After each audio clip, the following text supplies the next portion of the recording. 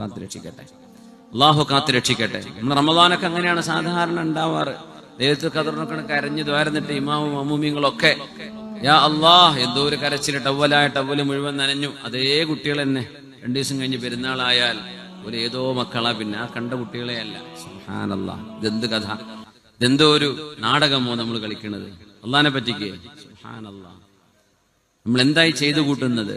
അള്ളാഹു അല്ലേ റമദാനിന്റെയും ശവ്വാലിന്റെയും പടച്ചവൻ? അള്ളാഹു അല്ലേ ഇന്നിന്റെയും നാളെയുടെയും പടച്ചവന്?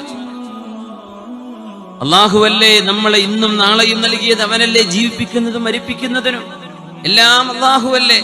ആ തമ്പുരാനെ നമുക്ക് എങ്ങനെ ഒരു നിമിഷം മറക്കാൻ കഴിയുന്നു എന്നതാണ് അത്ഭുതം.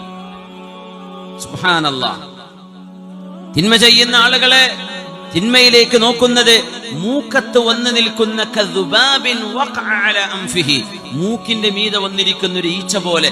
ഫഖാല ബിയദിഹി ഹകദ, കൈകൊണ്ട് ഇങ്ങനെ നാക്കി കൊടുക്കും, ഒരു ഈച്ചയാട്ടുന്ന പോലെ.